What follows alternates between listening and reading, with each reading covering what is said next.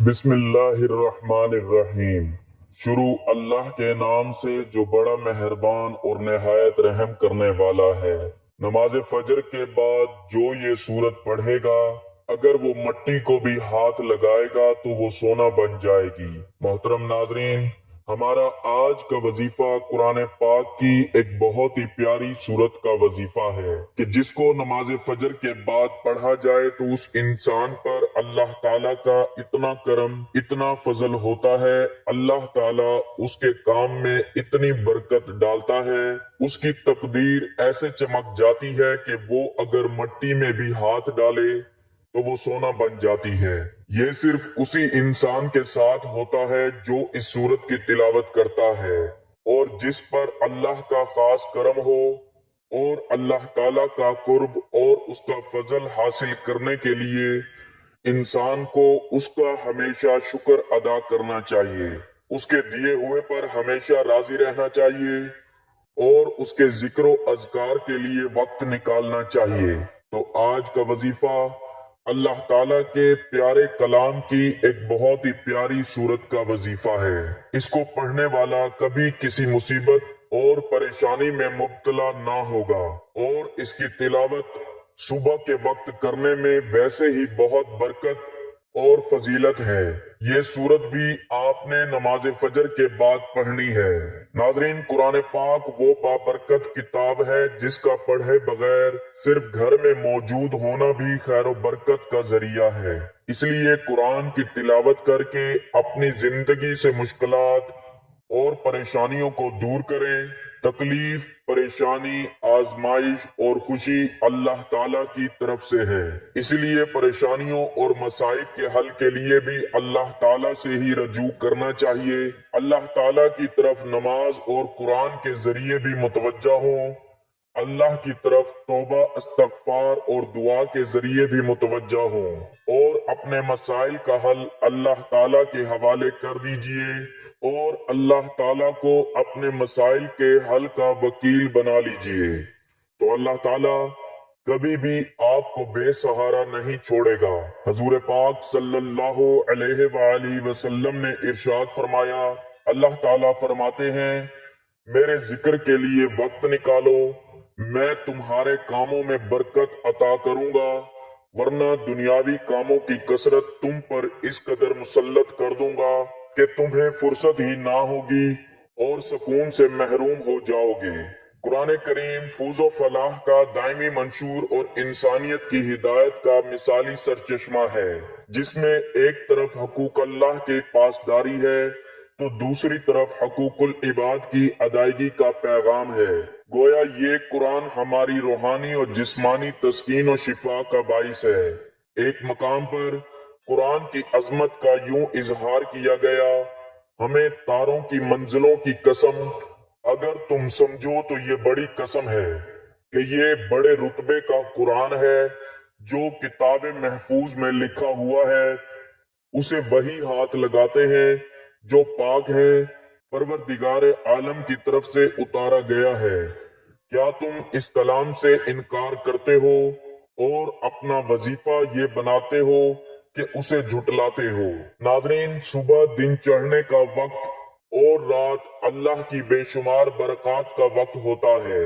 اگر آپ بعد نماز فجر قرآن کی خاص سورت کو پڑھتے ہیں تو نہ صرف آپ کی دعائیں قبول ہوتی ہیں بلکہ اللہ کی رحمت سے آپ کی تقدیر بھی بدل جاتی ہے اور پھر وہ مٹی بھی آپ کے ہاتھوں سے سونا بن سکتی ہے۔ اگر آپ چاہتے ہیں کہ آپ کی زندگی میں رزق کی اتنی فراوانی ہو کہ آپ جس چیز کو بھی ہاتھ لگائیں وہ سونا بن جائے تو صبح نماز فجر کے بعد یہ قرآنی سورت پڑھ کر اللہ کی برکتوں سے اپنے مال و دولت میں بے شمار اضافہ کریں۔ ناظرین، اگر آپ چاہتے ہیں کہ آپ کی پریشانیاں ختم ہو، رزق کی کمی دور ہو اور آپ کی زندگی میں خوشحالیاں آئیں تو اس سورت کی تلاوت آپ کے لیے ایک خاص برکت ہوگی۔ یہ سورت پڑھنے سے اللہ کی مدد حاصل ہوگی اور آپ کی تقدیر بدل جائے گی۔ یہ سورت پڑھنے سے اللہ کی مدد حاصل ہوگی اور آپ کی تقدیر بدل جائے گی، کیونکہ یہ سورت رزق کی کشادگی کا ذریعہ ہے اور اس کی برکات اتنی عظیم ہے کہ اگر آپ اس سورت کو پڑھیں تو آپ جو بھی کام شروع کریں گے اللہ کی مدد سے وہ کامیاب ہوگا۔ اس کے پڑھنے سے انسان کی زندگی میں سکون، خوشحالی اور کامیابی آتی ہے۔ تو ناظرین، بعد نماز فجر قرآن کی یہ سورت پڑھیں، یعنی سورہ واقعہ پڑھیں، کیونکہ صبح کے وقت کو دعا اور عبادت کے لیے بہت اہم سمجھا جاتا ہے۔ صبح کے وقت میں اللہ کا الگ ہی فضل ہوتا ہے اور بندہ جو بھی دعا کرتا ہے وہ قبول ہوتی ہے۔ تو صبح بعد نماز فجر سورہ واقعہ کی تلاوت کرنے سے اللہ کی رحمت انسان کی زندگی میں برکتیں لاتی ہے۔ یہ سورت انسان کے دل میں سکون پیدا کرتی ہے اور رزق کی کشادگی کا ذریعہ بنتی ہے، کیونکہ اس سورت کے حوالے سے مسند احمد میں ہے، جابر رضی اللہ تعالیٰ عنہ فرماتے ہیں کہ رسول اللہ صلی اللہ علیہ وآلہ وسلم نمازیں اسی طرح پڑھتے تھے جس طرح تم آج پڑھتے ہو، لیکن آپ کی نماز تخفیف والی ہوتی تھی۔ فجر کی نماز میں آپ سورۃ الواقعہ اور اس جیسی صورتیں تلاوت فرمایا کرتے تھے۔ اس کی پہلی ہی آیت کے لفظ الواقعہ کو اس سورت کا نام قرار دیا گیا ہے۔ زمانہ نزول حضرت عبداللہ بن عباس نے صورتوں کی جو ترتیب نزول بیان کی ہے اس میں وہ فرماتے ہیں کہ پہلے سورت طٰہٰ نازل ہوئی، پھر الواقعہ اور اس کے بعد الشورى۔ یہی ترتیب اکرمہ نے بھی بیان کی ہے۔ اس کی تائید اس قصے سے بھی ہوتی ہے جو حضرت عمر فاروق رضی اللہ تعالیٰ عنہ کے ایمان لانے کے بارے میں ابن حشام نے ابن اسحاق سے نقل کیا ہے۔ اس میں یہ ذکر آتا ہے کہ جب حضرت عمر رضی اللہ تعالیٰ عنہ اپنی بہن کے گھر میں داخل ہوئے تو سورت طٰہٰ پڑھی جا رہی تھی۔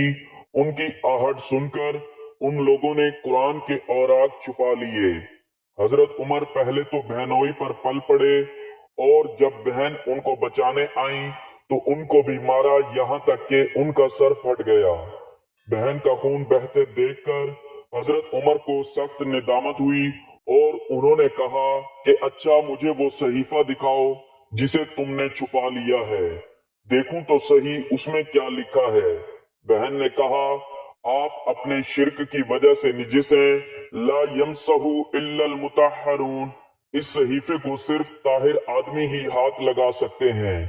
چنانچہ حضرت عمر نے اٹھ کر غسل کیا اور پھر اس صحیفے کو لے کر پڑھا۔ اس سے معلوم ہوا کہ اس وقت سورت واقعہ نازل ہو چکی تھی، کیونکہ اس میں یہ آیت لا یمسہ الا المطہرون وارد ہوئی تھی، اور یہ تاریخی طور پر ثابت ہے کہ حضرت عمر ہجرت حبشہ کے بعد سنہ 5 نبوی میں ایمان لائے ہیں۔ اس سورت کا موضوع آخرت، توحید اور قرآن کے متعلق کفار مکہ کے شبہات کی تردید ہے۔ وہ سب سے زیادہ جس چیز کو ناقابل یقین قرار دیتے تھے وہ یہ تھی کہ کبھی قیامت برپا ہوگی جس میں زمین و آسمان کا سارا نظام درم برم ہو جائے گا اور پھر تمام مرے ہوئے انسان دوبارہ جلا اٹھائے جائیں گے اور ان کا محاسبہ ہوگا، اور نیک انسان جنت کے باغوں میں رکھے جائیں گے اور گنہگار انسان دوزخ میں ڈالے جائیں گے۔ ان کا کہنا یہ تھا کہ یہ سب خیالی باتیں ہیں جن کا عالم واقعہ میں پیش آنا غیر ممکن ہے۔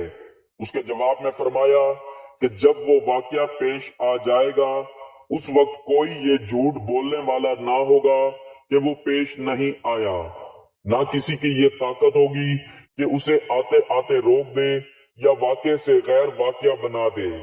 اس وقت لازماً تمام انسان 3 طبقات میں تقسیم ہو جائیں گے، ایک سابقین، دوسرے عام صالحین، تیسرے وہ لوگ جو آخرت کے منکر رہے اور مرتے دم تک کفر و شرک اور گناہ کبیرہ پر جمے رہے۔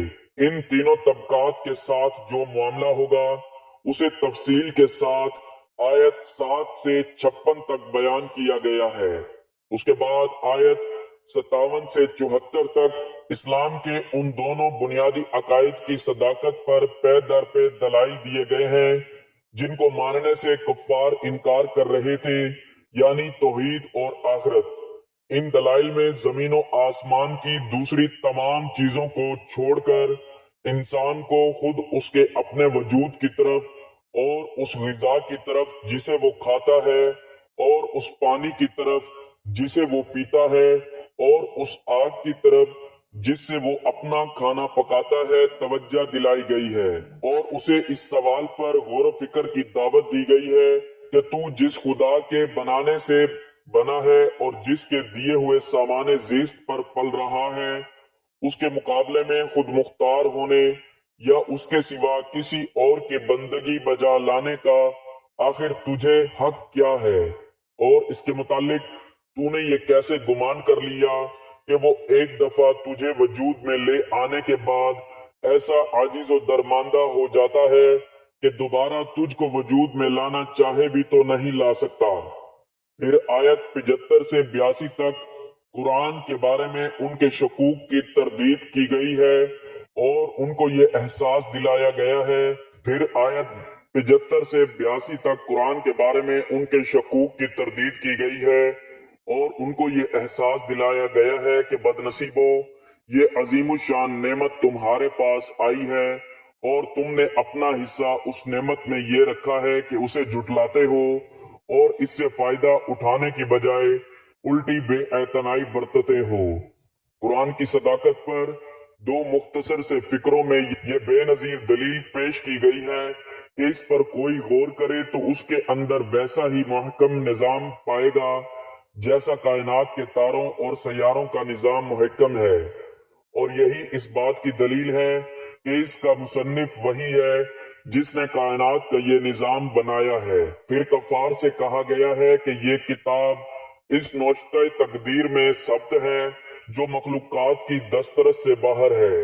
तुम समझते हो कि इसे मोहम्मद सल्लल्लाहु अलैहि वसल्लम के पास शयातीन लाते हैं, हालांकि लोहे महफूज से मोहम्मद सल्लल्लाहु अलैहि वसल्लम तक जिस जरिए से ये पहुंचती है उसमें पाक नफ्स फरिश्तों के सिवा किसी का जर्रा बराबर भी कोई दखल नहीं है।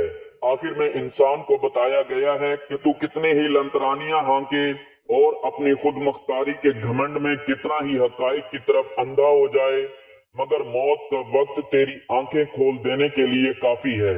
उस वक्त तू बिल्कुल बेबस होता है, अपने माँ बाप को नहीं बचा सकता, अपनी औलाद को नहीं बचा सकता, अपने पीरों और पेशवाओं और महबूब तरीन लीडरों को नहीं बचा सकता। सब तेरी आंखों के सामने मरते हैं और तू देखता रह जाता है। अगर कोई बालातर ताकत तेरे ऊपर फरमा रवा नहीं है और तेरा ये जान दुरुस्त है कि दुनिया में बस तू ही तू है, कोई खुदा नहीं है, तो किसी मरने वाले की निकलती हुई जान को पलटा क्यों नहीं लाता। जिस तरह तू इस मामले में बेबस है, उसी तरह खुदा के मुहासबे और उसकी सजा व जजा को रोक देना तेरे इख्तियार में नहीं है। तू ख्वाह माने या ना माने, मौत के बाद हर मरने वाला अपना अंजाम देख कर रहेगा। मुकर्रबीन में से हो तो मुकर्रबीन का अंजाम देखेगा, सालिहीन में से हो तो सालिहीन का अंजाम देखेगा, और झुटलाने वाले गुमराहों में से हो तो वो अंजाम देखेगा जो ऐसे मुजरिमों के लिए मुकद्दर है। एक मर्तबा सैयदना अबू बकर सिद्दीक रजी अल्लाह तआला अन्हु ने रसूलुल्लाह सल्लल्लाहु अलैहि वसल्लम से कहा, या रसूल अल्लाह, आप बूढ़े हो गए। आपने फरमाया, हाँ, मुझे सूरह हूद, सूरतुल वाक़िया, सूरत वल मुरसलात, सूरतुल अंबिया, सूरतुल नबा, सूरत इज़ा शम्सु कुव्विरत ने बूढ़ा कर दिया। इस हदीस को इमाम तिरमिज़ी लाए हैं और इसे हुस्न गरीब कहते हैं। हाफिज इब्ने असाकर अब्दुल्ला बिन मसूद रजी अल्लाह तआला अन्हु के वाक़ियात में एक रिवायत लाए हैं कि जब अब्दुल्ला बीमार हुए, जिस बीमारी से आप जां बर ना हुए, उस बीमारी में उस्मान बिन अफान रजी अल्लाह तआला अन्हु उनकी अयादत के लिए तशरीफ ले गए। पूछा, आपको क्या शिकवा है? फरमाया, अपने गुनाहों का। दरियाफ्त किया, ख्वाहिश क्या है? फरमाया, अपने रब की रहमत की। पूछा, किसी तबीब को भेज दूं? फरमाया, तबीब नहीं तो बीमार डाला है। पूछा, कुछ माल भेज दूं? फरमाया, माल की कोई हाजत नहीं। کہا آپ کے بچوں کے کام آئے گا؟ فرمایا کیا میری بچیوں کی نسبت آپ کو فقیری کا ڈر ہے؟ سنیے، میں نے اپنی سب لڑکیوں کو کہہ دیا ہے کہ وہ ہر رات کو سورۃ الواقعہ پڑھ لیا کریں۔ میں نے رسول اللہ صلی اللہ علیہ وآلہ وسلم سے سنا ہے کہ جو شخص سورۃ الواقعہ کو ہر روز پڑھ لیا کرے اس کو ہرگز فاقہ نہ پہنچے گا۔ اس واقعہ کے راوی ابو ذبیحہ بھی اس سورت کو بلا ناغہ پڑھا کرتے تھے۔ حدیث شریف میں سورہ واقعہ کی یہ فضیلت وارد ہے۔ حضرت ابن مسعود رضی اللہ تعالیٰ عنہ سے روایت ہے کہ رسول کریم صلی اللہ علیہ وآلہ وسلم نے فرمایا، جو شخص رات میں سورہ واقعہ پڑھتا ہے وہ کبھی بھی فاقہ کی حالت کو نہیں پہنچتا۔ حضرت ابن مسعود رضی اللہ تعالیٰ عنہ اپنی صاحبزادیوں کو حکم دیا کرتے تھے کہ وہ ہر رات میں یہ سورت پڑھا کریں۔ ناظرین، آپ کی جو بھی پریشانیاں ہیں، آپ کا جو بھی جائز مقصد ہے، آپ نے پورے یقین سے یہ سورت بعد نماز فجر پڑھنی ہے۔ انشاءاللہ میرا مالک آپ کی ایک یا دو نہیں بلکہ ہزاروں حاجتیں پوری فرمائے گا۔ اسی طرح اگر کوئی شخص کسی مصیبت یا پریشانی میں پڑ گیا ہے اور کسی طرح وہ مصیبت دور ہی نہیں ہوتی تو اس کے لیے ایک مجرب عمل یہ ہے کہ فجر کی نماز پڑھ کر قرآن کریم کی تلاوت اور ذکر میں مشغول رہے یہاں تک کہ آفتاب بلند ہو جائے، یعنی اس سورت کی تلاوت کرے۔ تو ناظرین، اس سورت کو پڑھنے کا طریقہ میں آپ کو بتاتا ہوں کہ آپ نے سب سے پہلے نماز فجر ادا کرنی ہے۔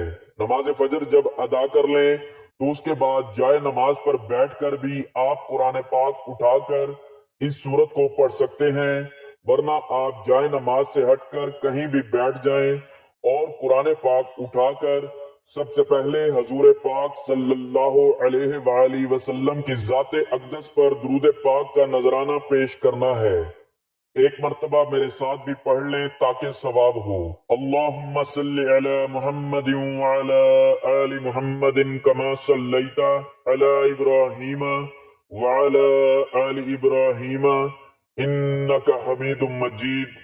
اللہم بارک علی محمد وعلی آل محمد کما بارکت علی ابراہیم وعلی آل ابراہیم انک حمید مجید۔ جب درود پاک کا نذرانہ پیش کر دیں تو اس کے بعد آپ نے قرآن پاک کھول کر اس سورت یعنی سورۃ الواقعہ کی تلاوت کرنی ہے، اس کو مکمل پڑھنا ہے، اور اس سورت کو پڑھنے کے بعد آپ نے 21 مرتبہ اللہ تعالیٰ کے 3 نام ملا کر پڑھنے ہیں، یا اللہ، یا غنی، یا مغنی۔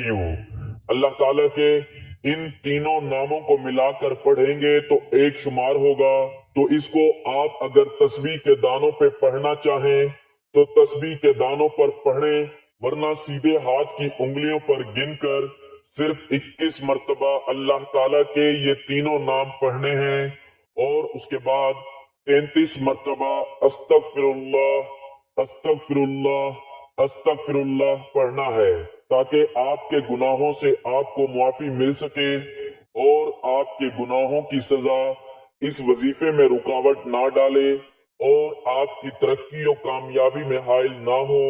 تو جب 33 مرتبہ استغفر اللہ بھی پڑھ لیں تو اس کے بعد آخر میں پھر سے درود پاک پڑھنا ہے، تو اس طرح آپ کا یہ عمل مکمل ہو جائے گا۔